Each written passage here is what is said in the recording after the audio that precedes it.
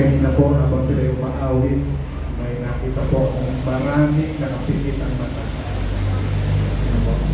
Sabi ko, ilan kaya yung pagkatapos ng awit ay mumulat ang kanilang mga mata. True enough, mga kapatid, gusto nilang damhin yung awit. Napakasarap naman. Lalo na yung tema. Ang ating Diyos ay kahanga-hangang Diyos. Amazing God. Kagilang-gilalas na Diyos. Na ngayong umaga tayo po ay dinadala sa paanan ng ating Diyos sa pamagitan ng isang magandang awit. Happy Sabbath po, mga kapatid. Ngayong umaga ay ako po'y labis-labis nagpapasalamat sa Panginoon. Bagaman tayo po natin sa kapanagayan ay napatunayan po natin, mga kapatid, na ang Company Gabriel pala ay kahit saan ay pwedeng dalhin. Ang tawag po ni Sister Debbie dyan ay Church in the Wilderness. Flexible, ano po. Basta hanapin natin yung kalooban ng Panginoon, siya ang bahala mag-provide. At tayo po natin pasalamatan. Ganun po si Brother Nielsen at saka Sister Camille. Sabi mo, Sister Camille kanina, nagkataon na dito kayo dinala sa ganitong temporary place. Sana maibigan kayo sa pavilion next Sabbath. Ang sabi ni Sister Camille, ay, opo. Anyway, in God's sabi nga, will, ang lahat ng bagay ay magagamit. Ako po'y nagpupuli sa Panginoon dahil po sa tagumpay ng ating DOY at BBX.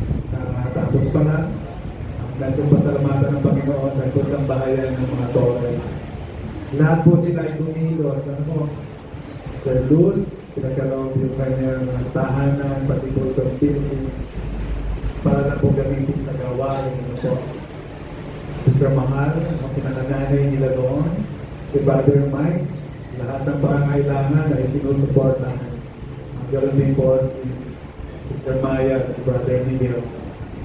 Iniwan nila yung kanilang convenience. Di ba? Sana natutulog ako dun sa masarap kong higaan. I have to adjust kasi may tao sasamahan ko. Next, Sister Marlene. And hindi lang Sister Marlene, Sister Elaine. Nakita ko, abala rin sa pagluluto. Natigilangan po yun. Bago makalimutan, pati po si Audrey. Kasama sa BBS. Alam ko, buti pa si Audrey may certificate. Hindi nakalimutan yung certificate. Mga kapatid, at tayo pong lahat, I'm sure bagamat hindi kayo nakapunta, nandun po sa prayer. No? Prayer na dalangin natin. Ano? Yung mga kapatid na talaga nakasubaybay sa kanilang mga anak. Ayan.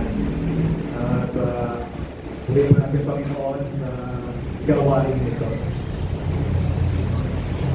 At ano mga kapatid kanina, habang po ay nagbubulay-bulay doon sa binasa ni Brother Romy. Natanda niyo po ba? Napahinto siya nung sinabi niya sa storya na yung Voice of Prophecy pala na program ay nagsimula sa kulungan ng manok. But after a few years, umabot sa 169 stations ang nagpo-broadcast. Biruin niyo po mga kapatid. Noong ako po'y nag-aaral pa, ako po'y nag-aaral sa UE, Brother June, University of the East. University of the East. Sa Claro and Recto, sa Manila. At habang ako'y nag-aaral doon, ang aking dormitoryo ay dito sa may Malate, Manila. Sa may Philippine Christian University. Isang sakay lang po yan papuntang Quiapo. At doon ay sa dorm namin, Sister Susan, magkahiwalay lalaki at saka babae. At may kasama po kaming babae, nag-aaral sa St. Paul. Ang kanyang tirahan ay sa Bulacan. Ay Imagine yung mga distances. At nagkukwento siya. Sabi niya, first time kong nagluto sa bahay, dumating yung tatay ko galing sa trabaho at sinerve ko yung aking nilutong pagkain. No? At habang kumakain ang aking tatay, tinitingnan ko yung reaction sa kanyang ang kanyang tatay, kumain, naparami yung kain. At hindi siya nakatiis, yung kaibigan kong babae, sabi niya, Tay, masarap po ba yung aking niluto? Natinginan yung kanyang tatay at ang sabi, anak, sa taong gutom, lahat ng pagkain ay masarap at tuloy sa pagkain. Natawa kayo sa kwento. Bakit po kwento ito? Ang Company Gabriel po ay obsessed sa pagkakaroon ng law. Ayan ano, obsessed ang aking terminology. Bakit po?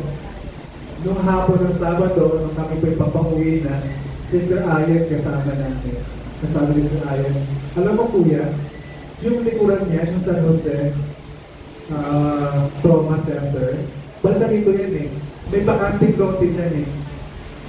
Pag obsessed ka, ano ho, ako po, lahat ng lote na bakante, talaga naman, no? Maganda na lagay ng church, maganda. Lahat maganda. Ayan, ano po. At kagabi mga kapatid, habang kami nakatayo doon, ng ilang kapatiran, ay, ang ganda ng lugar. Ayan, no? Yung kwento ni Brother Romy kanina, ito ng kapatid. Maganda na lagay ng church. Eh, nando po Sister Ayen, naiisip ko sa para sa sabi ni Sister Ayen, pinagbabawal po sa highway yung mga churches, dapat po commercial area yung plan. At alam niyo po mga kapatid, o tignan natin ang business. Paano nangyari yun? Sabi ni Brother Romy kanina, magiba lang itong pader, pwede na. Malawak na. At kagabi po mga kapatid, sabi namin, pwede namang 5-story. Ano po, Repeater? Yung ilalim po, parking area lang yan. Parking area lang kasi sabi sa Ayen, kapag traffic generator, dapat may provision sa parking para hindi magsisigil doon sa kalsada. Imagine yung po, ano? Second floor, lagyan natin ng negosyo, center of influence. Ano? Sa si Brother Romy, binabasa niya kanina, center of influence yung second floor. Ano ilalagay natin doon? Vegetarian restaurant. Sabi ko may nakainan kami doon sa Batangas City. Center of influence, nasa gitna ng city, vegetarian restaurant. O lagyan natin ng therapy, massage therapy. No? Lagyan natin ng counseling. So yung second floor, ano? Yung third floor, andun yung worship service. Third floor. Imagine mo, lahat ng sasakyan nakapark dito pag Sabado. Kasi wala tayong negosyo pag Sabado. At mananambahan po tayo doon. Eh, limited, Brother Alex. Ilan lang kakasya dito? Sa 300 siguro, masikip. Di po ba? Di yung second floor, lagyan natin ng CCTV. Di meron pa rin pwedeng manambahan doon. At yung fourth floor, syempre yung mga bata, kabataan, magawin natin youth center. Meron ka pang credit roll, mga kabataan, pang youth, meron ka mini library. Pagdating po ng fifth floor, yung ating pong event center. Tulad po nung dyan sa tapat natin, ano, may kasalan, may birthday party, may debut. Ayan, ano, meron na. Huwag naman natin pasukin yung funeral parlor. Kasi meron na po sa tapat yung St. Peter. Okay. Mga kapatid, sabi ko nga po, ano, sa taong gutom, lahat ng pagkain masarap. Pag-obsess ka na mapagtayo ng church, ando na lahat, ano? Naiisip mo na. Kaya Brother Rom, kasya naman pala.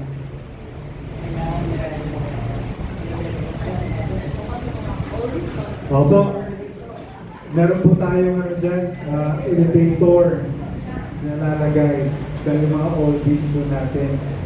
May nakita po akong 3-story lang, merong elevator eh. Di ba, Brother Mike?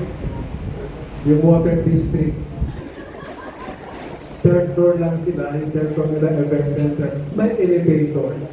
Eh tayo, 5th floor, may elevator din.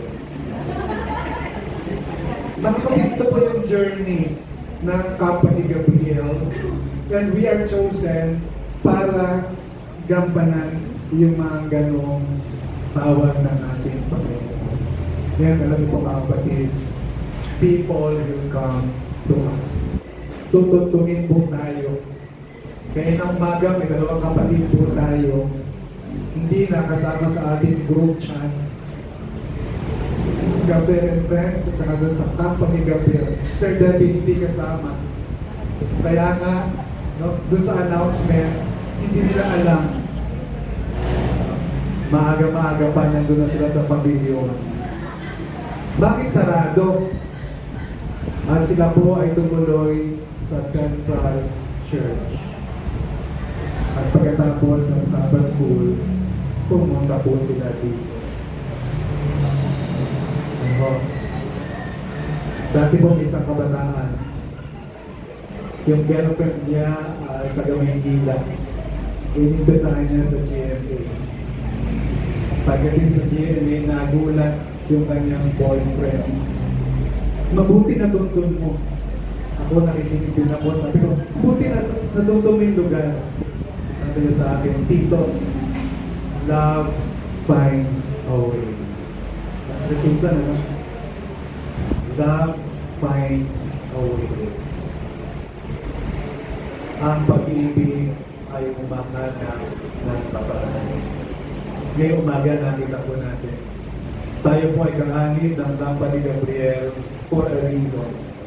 And that reason must be love for God.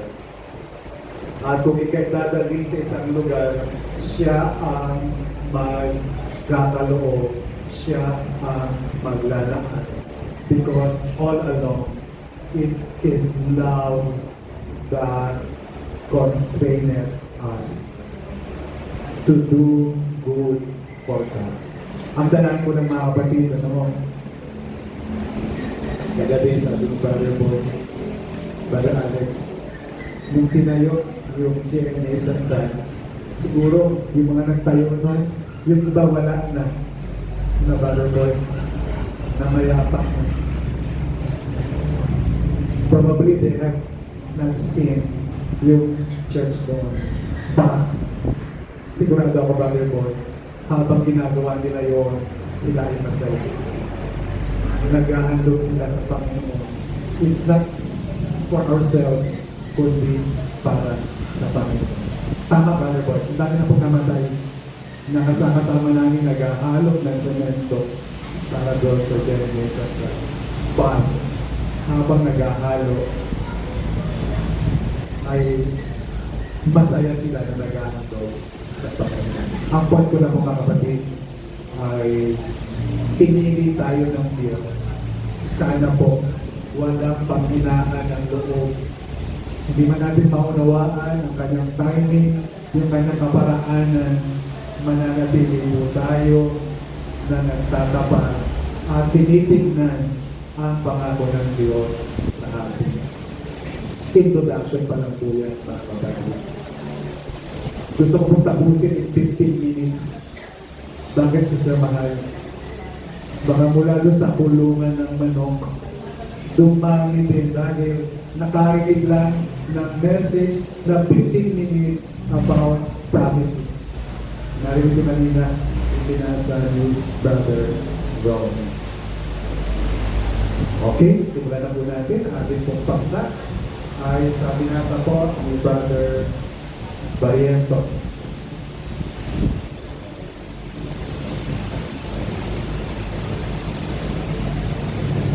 Kung meron po kayo mga banal na kasulatan, ay samahan po ako sa pagbasa. 1 Samuel 16:7.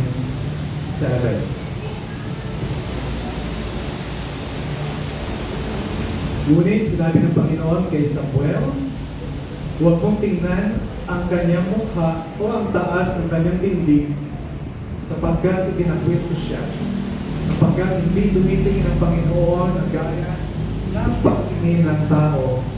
Ang tao tumitingin sa panlabas na inyo, ngunit ang Panginoon ay tumitingin sa puso. Tayo po ay manalangin.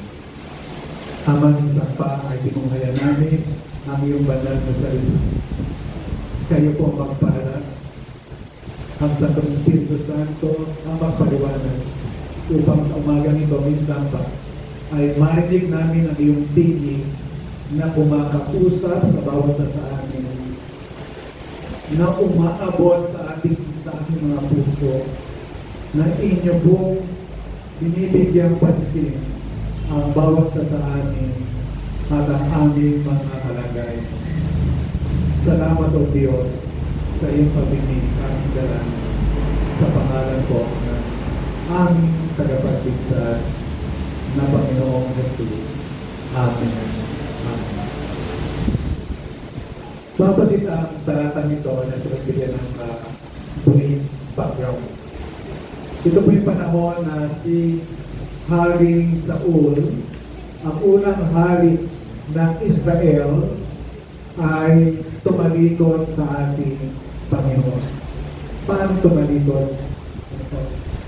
Nahigit siya nagtiwala sa kanyang kapangyarihan, nagtiwala sa kanyang mga tao kaysa kanyang pagtitiwala sa ating Diyos.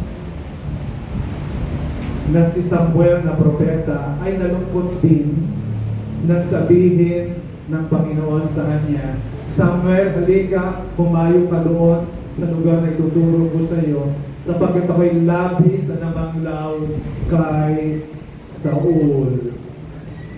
Doon ituturo ko sa iyo ang lalaki na papalit kay Saul bilang hari.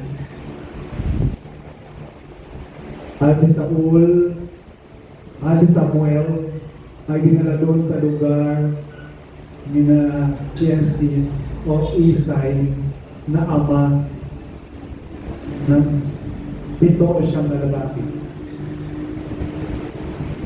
At sinabi ni Samuel kay Jesse, pinarito ako ng Panginoon upang pahiran ng langis ang lalaki na kanya pinili.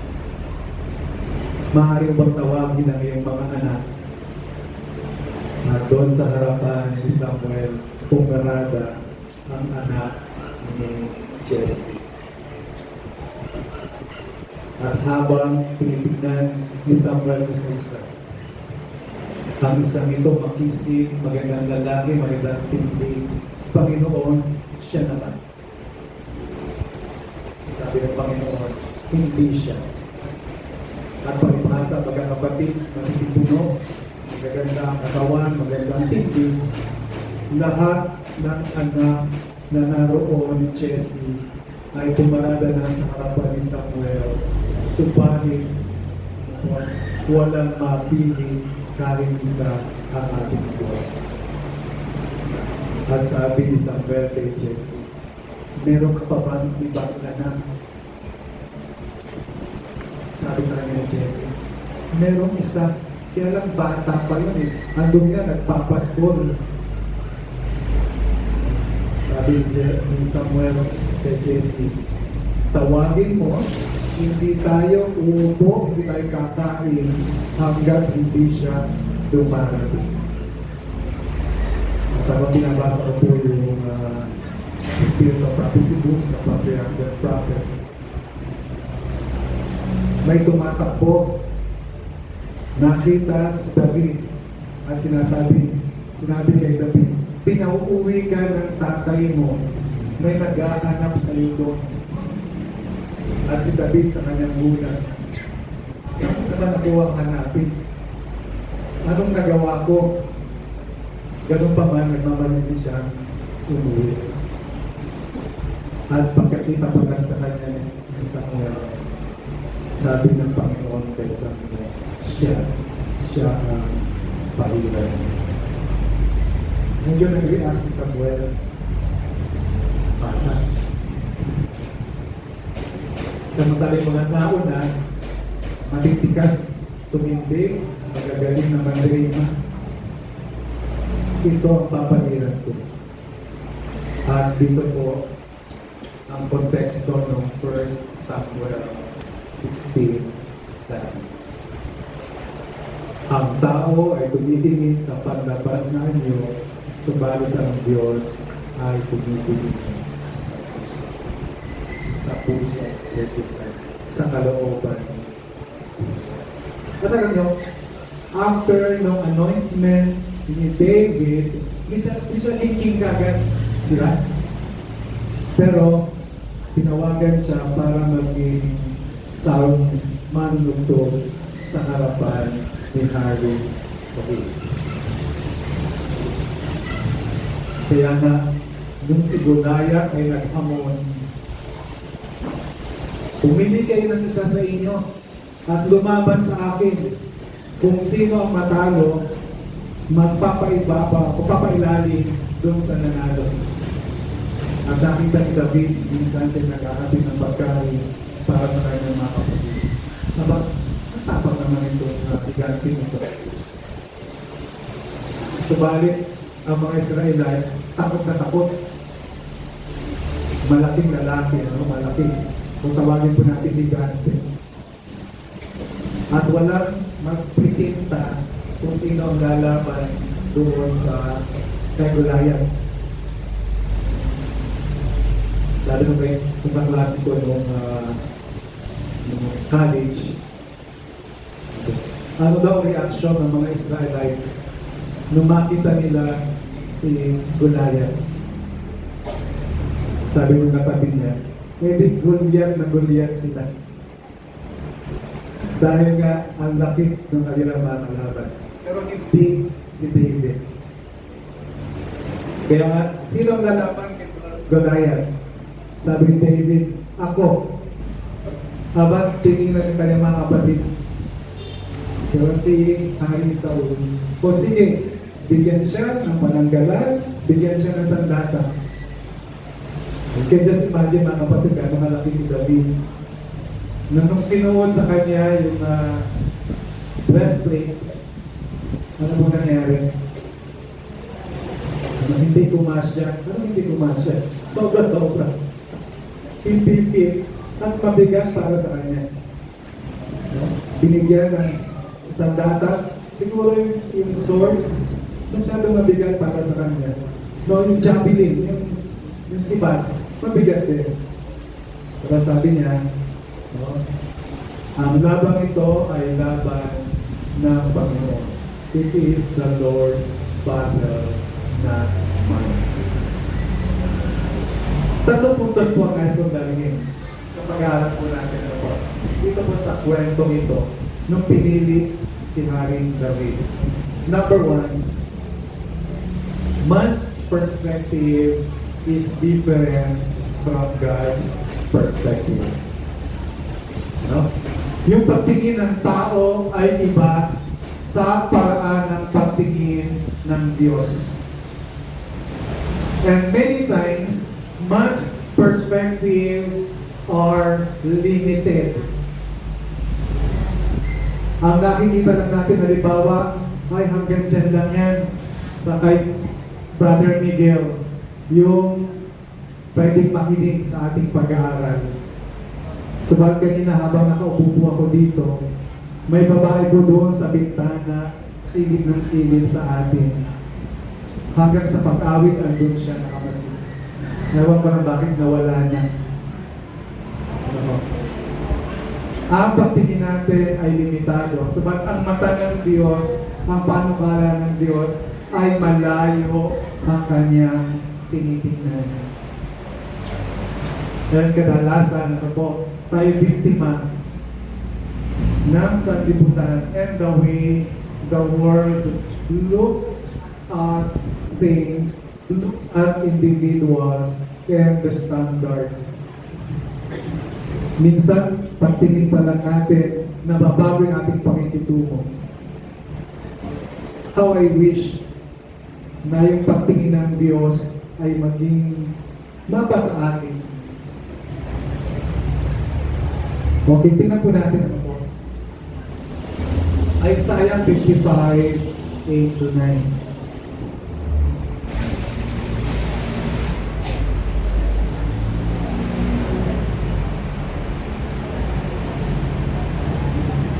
Ayan, ano po. Nakaka-relate ako kay Sir Nobel kanina. Habang nagpapaawit, may hawak na songbook, may hawak na tower. Buti dyan si ate, nakaalala yun. Isaiah 55, 8 to 9. Ang sabi po, gayon ang sabi ng Panginoong Diyos. Sorry. Isaiah 55, 8 to 9. Sapagkat ang aking mga pag-iisip ay hindi ninyo mga pag-iisip, niyang inyong mga pamamaraan ay aking pamamaraan, sabi ng Panginoon.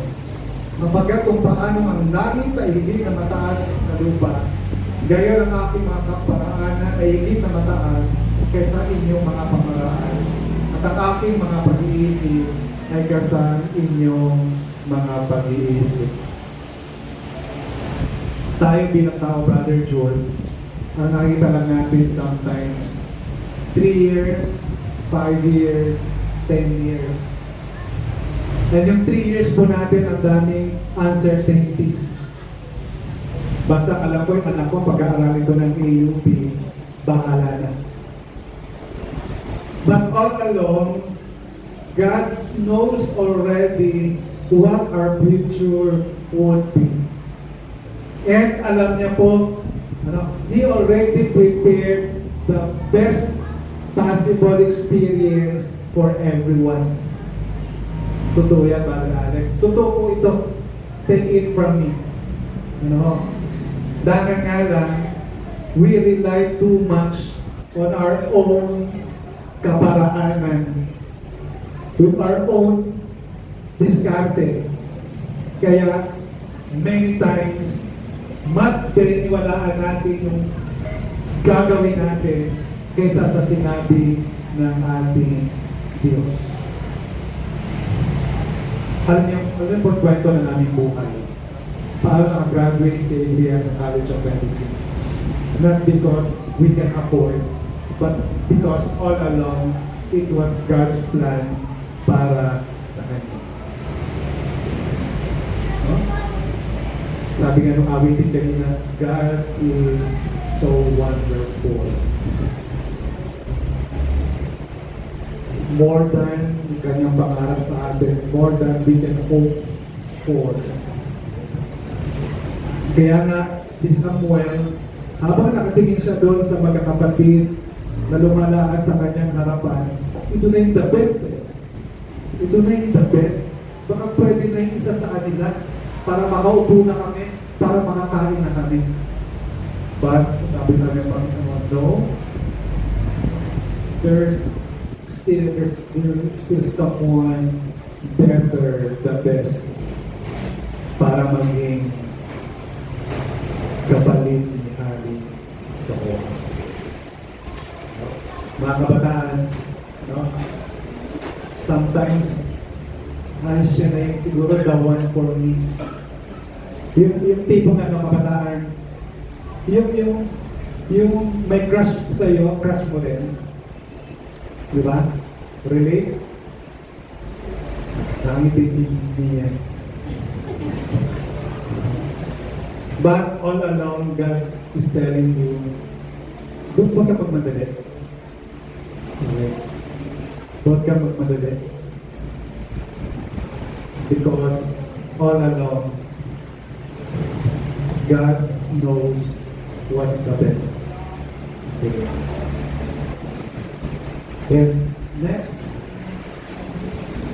verse po.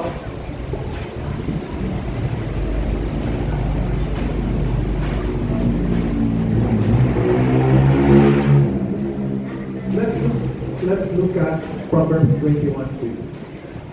Proverbs 21:2.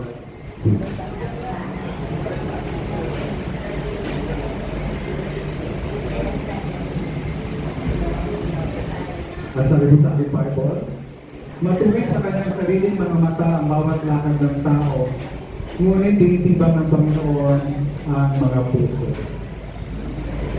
God judges our hearts. Di po ba? Yung time na, Lord, parang ayokong sumimba. Umuulan, malakas ang ulan, pero mainit. Saka mukhang lalagatin ako. Dito na lang ako. Maya-maya ka pakiramdam mo.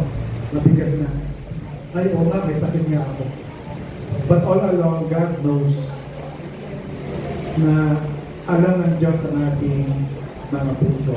And He judges us on this.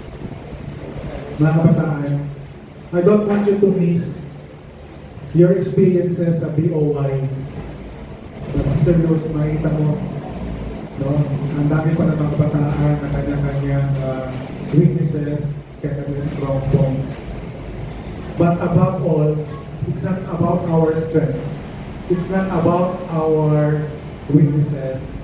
It's all about our hearts that were touched by the love of God. Na yung ating mga paglilingkod is just a product of our relationship with God. Okay. Second po, mga kapatid, ano?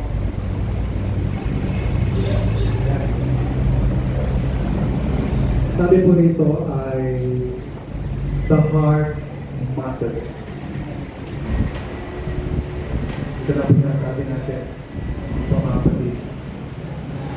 The way na tayo nakipag-relate sa Panginoon, yung paraan ng ating paggawa sa gawa ng Panginoon, it's all about God's love. It's a response, it's an appreciation sa pag-ibig ng Diyos sa atin. Then lastly, mga kapatid, third point, ang sabi ko ay, this verse talks about God's sovereignty. Di ba? Why not choose the other brothers of David? Eh, pwede naman sila. Sa human na pagtingin, ito yung the best persons. Di ba?